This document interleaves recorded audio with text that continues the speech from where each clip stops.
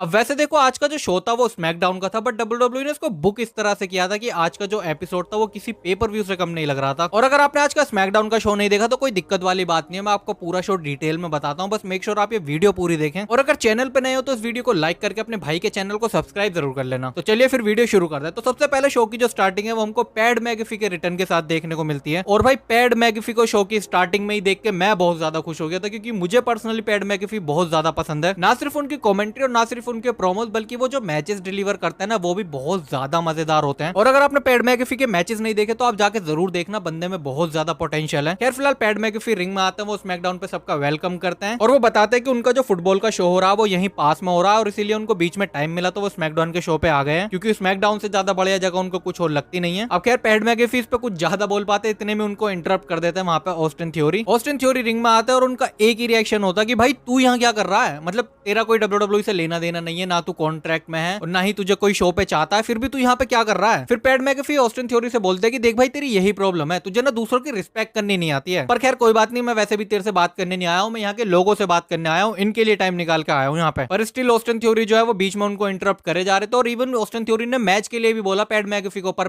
Pad मैगेफी ने मना कर दिया मैच के लिए, क्योंकि ऑब्वियसली वो मैच तो रेसल करने आए नहीं थे आज स्मैकडाउन पे। पर जब ऑस्टिन थ्योरी ये बोलते हैं ना कि ये शो उनका है, वो ये शो रन कर रहे हैं, तो पैड मैगेफी उनको यहीं रोक के ये बोलते हैं कि भाई ये शो तेरा नहीं है, ये जो शो है वो लोगों का शो है और तुझे इसका मतलब पता है। और जैसे वो ये बोलते हैं ना कि तुझे इसका मतलब पता है, भाई तभी थीम सॉन्ग प्ले होता है द रॉक का और हमको रिटर्न देखने को मिलता है पीपल्स फेवरेट द रॉक का। मतलब कि पहले शो पे पैड मैगेफी का रिटर्न था और फिर उसके बाद द रॉक का रिटर्न था। मतलब डब्ल्यूडब्ल्यूई ने शो की स्टार्टिंग में ही ऐसी टोन सेट कर दी थी ना शो की कि भाई पूरा शो इतना इंटरेस्टिंग हो गया था उसकी वजह से। वैसे मैंने इस पे एक डिटेल वीडियो बना रखी है जो मैंने सुबह ही अपलोड कर दी, तो अगर आपने वो वीडियो नहीं देखी तो जाके वो पूरी वीडियो देख लेना, मैंने उसमें पूरा ये सेगमेंट कैप्चर करा हुआ है। खैर फिलहाल द रॉक आते हैं, उनका रिटर्न होता है, क्राउड जो है वो उस पर पागल हुआ होता है, माइक पे कोई कुछ बोल नहीं रहा है, कमेंट्री टेबल पे कोई कुछ नहीं बोल रहा, सब चुप है, बस क्राउड का रिएक्शन आ रहा है, क्राउड बहुत लाउड हो रहा है। इवन द रॉक का जो थीम सॉन्ग है वो भी भाई बहुत मुश्किल से सुन पा रहा था मैं, इतना ज्यादा क्राउड लाउड था। फिर द रॉक जो है वो इस पूरे मूवमेंट को ऐसे एंजॉय करके आराम से रिंग में आते हैं और फिर वो ऑस्टिन थ्योरी के साथ एक प्रोमो कट करते हैं जहां पे ऑस्टिन थ्योरी बोलते हैं कि देख भाई ये तेरे वाला स्मैकडाउन नहीं है, ये पहला वाला स्मैकडाउन है जिसको तू रन करता था, ये आज का स्मैकडाउन है और इसको यहाँ पे मैं रन करता हूँ, ये मेरा शो है। फिर द रॉक और ऑस्टिन थ्योरी के बीच काफी सारी बातें होती हैं, ऑस्टिन थ्योरी काफी सारे शॉट्स लेते हैं द रॉक के ऊपर, पर आपको पता है कि द रॉक जो है वो रोस्ट कैसे करता है, वो ऑस्टिन थ्योरी को बिल्कुल बहुत बुरी तरह से रोस्ट कर देते हैं। इवन द रॉक जो है वो क्राउड से ऑस्टिन थ्योरी को एसहोल भी बुलवा देते हैं, जिसको सुन के ऑस्टिन थ्योरी की बिल्कुल सुलग जाती है, वो सीधा द रॉक पे अटैक कर देते हैं। पर भाई द रॉक इतने टाइम बाद शो पे आए थे तो ऑब्वियस सी बात है वो पिटेंगे तो नहीं। फिर द रॉक जो है उसको काउंटर करके पहले रॉक बॉटम लगाते हैं और फिर भाई वो अपना ओल्ड स्कूल पीपल्स एल्बो लगाते हैं, जिसको देख के भाई इतना मजा आ रहा था ना, मतलब पुरानी वाली वाइब्स आ गई थी बिल्कुल। और ये यहीं पे खत्म नहीं होता है, पीपल्स एल्बो लगाने के बाद द रॉक जो है वो पैड मैगेफी से बोलते हैं कि भाई तू भी आ, तू भी एक एल्बो लगा दे इसको, जिसके बाद पैड मैगेफी भी एक पीपल्स एल्बो लगाते हैं ऑस्टिन थ्योरी को। तो मतलब एक बहुत अच्छा सा मूवमेंट क्रिएट हो गया था वहां। और वैसे भी आज जो वहां लाइव शो देख रहे थे उनकी तो चांदी हो गई थी, क्योंकि किसी ने सोचा भी नहीं था कि शो पे द रॉक होने वाले और उनको फ्री में द रॉक देखने को मिल गया, तो भाई इससे बढ़िया क्या ही चीज होगी वहां के लोगों के लिए। और जो बात है भाई डब्ल्यूडब्ल्यूई ने स्टार्टिंग में ऐसी टोन सेट कर दी कि पूरे शो में फिर मजा ही आया भाई। खैर इसके बाद द रॉक जो है वो थोड़ा सेलिब्रेट करके वहां से फिर चले जाते हैं। इसके बाद गाइस शो पे मैच होता है AJ Styles versus Finn Balor, जो कि पहले से ही बुक था क्योंकि जजमेंट डे ने अटैक कर दिया था एजे स्टाइल्स के ऊपर, तो एजे स्टाइल्स जो है वो काफी भड़के हुए थे जजमेंट डे के ऊपर। एंड अगर इस मैच की बात करें तो भाई पूरे मैच के अंदर हमको जजमेंट डे की इंटरप्शन देखने को मिली है, जहां पे डेमियन प्रीस्ट और डोमिनिक मिस्टीरियो ने मिलकर काफी ज्यादा तंग किया एजे स्टाइल्स को, जिसकी वजह से लास्ट में रेफरी को जो है उन दोनों को बैक स्टेज भेजना पड़ गया। एंड इन दोनों के बैक स्टेज जाने के बाद मुझे लग रहा था कि भाई अब इस मैच को तो एजे स्टाइल्स ही जीतने वाले हैं। एंड देख के भी कुछ ऐसे लग रहा था जैसे जैसे मैच ये खत्म होने पे आ रहा था, लग रहा था कि हाँ एजे स्टाइल्स जीत जाएंगे, बट लास्ट में जो है जिमी ऊसो की इंटरप्शन हो जाती है, जिसका फायदा उठा के फिन बैलर जो है रोल अप करके विक्ट्री ले लेते हैं इस मैच में। अब भाई एजे स्टाइल्स के बारे में क्या ही बोलूं, मतलब मुझे तो कुछ समझ ही नहीं आ रहा है कि डब्ल्यूडब्ल्यूई इनको किस तरह से किस एंगल में और किसके साथ बुक कर रही है। मतलब जिमी ऊसो के साथ उनकी वो चल रही है फ्यूड और फिर अब जजमेंट डे के साथ उनकी फ्यूड चली, तो भाई मैं तो कुछ लिटरली कुछ समझ नहीं आ रहा मेरे को तो। फिलहाल खैर इस मैच में विक्ट्री जो है वो फिन बैलर ले जाते हैं। इसके बाद गाइस शो पे हमको बैक स्टेज द रॉक और जॉन सीना एक ही फ्रेम में देखने को मिलते हैं, जहां पे द रॉक जो है वो जॉन सीना को बोलता है कि मैं देख रहा हूं तू हंस रहा है, और इतने में जॉन सीना की हंसी छूट भी जाती है। फिर ये दोनों गले मिलते हैं और जॉन सीना जो है वो वेलकम करते हैं द रॉक का स्मैकडाउन के ऊपर। अब ये छोटा सा गेस्चर था भाई, पर देखने में इतना ज्यादा मजा आ रहा था ना, मतलब द रॉक और जॉन सीना एक ही फ्रेम में भाई इतने टाइम बाद, मजा आ गया लिटरली आज स्मैकडाउन पे। वैसे बैक स्टेज गाइस हमको एक सेगमेंट और देखने को मिलता है जहां पे जिमी ऊसो और फिन बैलर होते हैं, और फिन बैलर सेम वही कोशिश कर रहे होते हैं जो वो जे ऊसो के साथ कर रहे थे। मतलब वो जिमी ऊसो को भी सेम ऑफर देते हैं जजमेंट डे में आने के लिए, जहां पे वो बताते हैं कि तेरा भाई जो है वो मंडे नाइट रो पे चला गया, मैंने उसको भी यही बोला था कि तू जजमेंट डे में आ जा, जिसमें उसने मना भी नहीं किया, और मैं तेरे को भी आज सेम ऑफर दे रहा हूँ कि तू भी जजमेंट डे के अंदर आ सकता है। और तुझे पता है हमारे जजमेंट डे की सबसे खास बात क्या है कि हमारे इस ग्रुप में कोई भी लीडर नहीं है। मतलब इससे वो ऐसे बता रहे होते हैं कि जैसे जिमी ऊसो और जे ऊसो ब्लड लाइन में रोमन रेंस के अंडर थे, वो जजमेंट डे में किसी के अंडर नहीं रहेंगे, वहां पे कोई लीडर नहीं है। और भाई सब जिमी ऊसो का भी सेम रिएक्शन इस पे जैसे जे ऊसो का था, उन्होंने भी कुछ नहीं बोला। बट इंटरेस्टिंग इस पूरी चीज को पीछे से पॉल हेमन देख रहे थे। मतलब जो जिमी ऊसो और फिन बेलर आपस में बात कर रहे थे, वो सब पॉल हेमन पीछे से देख रहे थे। इसके बाद गाइस हमको शो पे LWO देखने को मिलता। पूरा जो LWO के मेंबर होते हैं वो सारे के सारे मेंबर रिंग में आते हैं, जहां पे रे मिस्टीरियो एक छोटी सी स्पीच भी देते हैं कि कैसे उनका बुरा टाइम चल रहा था और अब वो चैंपियन है। मतलब अपनी पूरी जर्नी के बारे में बता रहे होते हैं। पर इसी सेगमेंट में सेंटोस एस्कोबार जो है वो रे मिस्टीरियो को चैलेंज कर देते हैं उनकी यूनाइटेड स्टेट चैंपियनशिप के लिए। और भाई बिल्कुल कोई ऐसा मतलब जबरदस्ती वाला चैलेंज नहीं था, ये बिल्कुल रिस्पेक्ट वाला। उन्होंने रे मिस्टीरियो को पूरी रिस्पेक्ट दी और उसके बाद उन्होंने रे मिस्टीरियो से बोला कि मैं तुम्हारे साथ मैच रेसल करना चाहता हूँ, ये मेरी लाइफ का सबसे बड़ा मैच होगा और अगर वो टाइटल के लिए होता है तो ये और भी ज्यादा बड़ी बात होगी। तो रे मिस्टीरियो जो है वो सेंटोस एस्कोबार की रिस्पेक्ट करते हैं, वो इस चैलेंज को जो है एक्सेप्ट कर लेते हैं। पर गाइस तभी वहां पे बॉबी लैशली और स्ट्रीट प्रॉफिट आ जाती है। फिर जिसके बाद हमको एक टैग टीम मैच देखने को मिलता है LWO के मेंबर के बीच और स्ट्रीट प्रॉफिट के बीच, जिसमें विक्ट्री जो है वो ऑब्वियसली स्ट्रीट प्रॉफिट ले जाती है क्योंकि वो अभी अभी एक फ्रैक्शन बनने की ट्राई कर रहे हैं। तो WWE इनको वैसे भी हारते हुए नहीं दिखा सकती, तो इस मैच में जो विक्ट्री है वो स्ट्रीट प्रॉफिट ले जाती है। पर मैच खत्म होने के बाद गाइस जब स्ट्रीट प्रॉफिट वहां से जाने लगती है तो बॉबी लैशली पीछे से कहते हैं कि अभी नहीं, अभी तुम्हें ना और पीटो। और फिर स्ट्रीट प्रॉफिट जो है वो फिर और पीटने लगती है LWO के दोनों मेंबर को। और फिर सेंटोस एस्कोबार और रे मिस्टीरियो बीच में आके थोड़ा छुटा लेते हैं, उनको बचा लेते हैं। और फिर पीछे से बॉबी लैशली आके जो है वो एस्कोबार के ऊपर हमला कर देते हैं। रे मिस्टीरियो की भी थोड़ी सी पिटाई होती है, हालांकि वो बॉबी लैशली नहीं करते हैं। मतलब इस पूरे सेगमेंट में कुल मिला के बॉबी लैशली और स्ट्रीट प्रॉफिट मिलके जो है वो LWO की पिटाई कर देती है। इसके बाद गाइस शो पे वो मैच होता है जिसकी शायद सबसे ज्यादा हाइप थी आज के शो के लिए। और खैर दारोक के आने की वजह से पूरी हाइप जो है वो दारोक की तरफ चली गई थी। और फिर भी आज के शो का जो सबसे